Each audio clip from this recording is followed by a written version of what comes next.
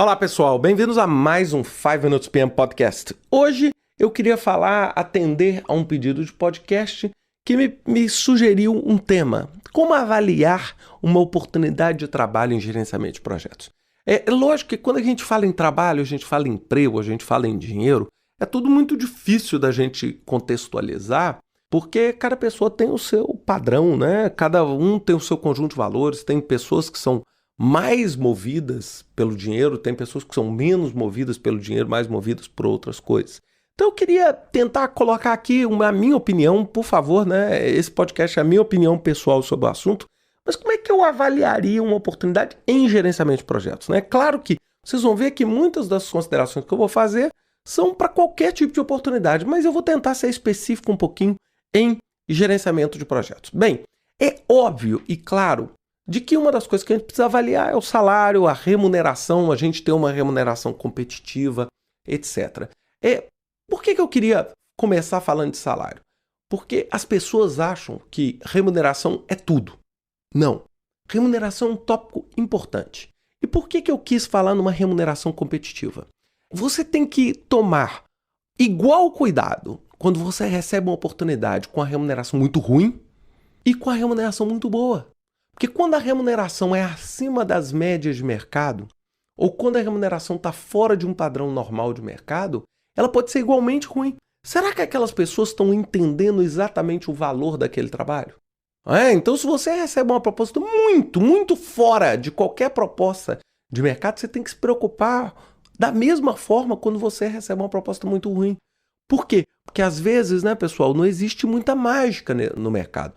Às vezes as pessoas estão interpretando diferente as funções, talvez o conjunto de funções que eles esperam de você seja um conjunto muito maior e acaba que você vai ter um problema lá na frente para administrar esse tipo de trabalho.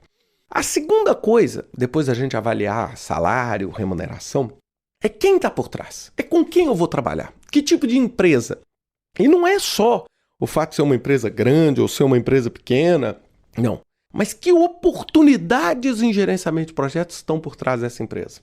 E nós temos dois tipos de oportunidade. Nós temos empresas extremamente desenvolvidas em gerenciamento de projetos, onde a grande oportunidade que está por trás dessa empresa é já todo um histórico para que você aprenda, para que você estruture o seu conhecimento baseado numa experiência grande já desenvolvida dentro da empresa. E nós temos, por outro lado, aquelas empresas que não têm nada, onde a oportunidade se dá exatamente o que? Na oportunidade que você tem para implementar aquilo. Então eu queria fazer uma analogia. As pessoas menos experientes, elas são favorecidas por oportunidades em empresas com forte experiência em projetos. É o oposto. Se você tem pouca experiência, você tem que ser atraído por o quê? Por empresas que têm grande experiência, porque é uma das grandes benefícios que você vai ter, uma forma de remuneração indireta, vai se aprender.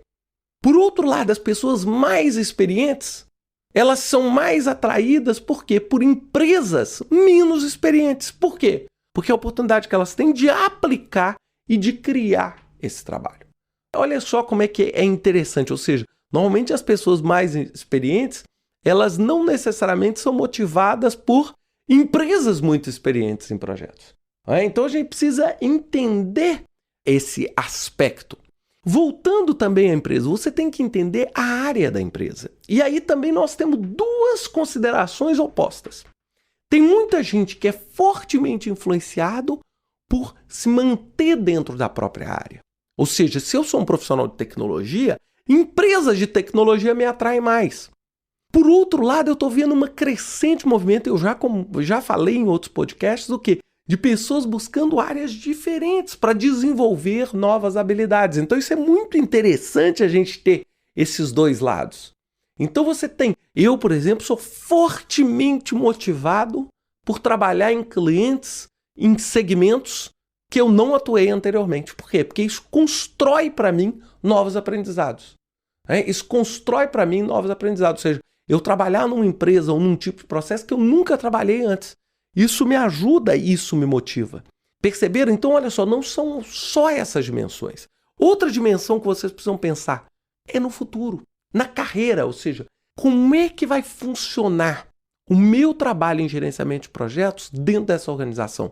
Outro dia eu dei uma entrevista para o PMI na revista PM Network, falando sobre o PMI Career Pro, né, PMI Path Pro do PMI, e falando o seguinte: as empresas que têm carreiras estruturadas em projetos motivam e atraem mais gerentes de projeto. Por quê? Porque as pessoas veem uma possibilidade de crescimento. Então, acho que isso é um grande diferencial para esse tipo de profissional, ou seja, a perspectiva dele entrar e construir uma carreira. Isso, gente, é extremamente atrativo, mas muito poucas empresas têm isso estruturado hoje.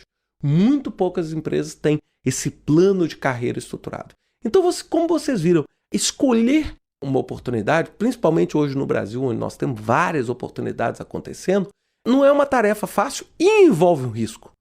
Nem sempre você usar todas as sugestões que eu dei vai assegurar que você daqui a 6 meses vai estar feliz no seu trabalho, etc. Mas pelo menos vai dar uma diretriz a vocês de para onde e dentro de qual caminho vocês devem trilhar para chegar ao sucesso.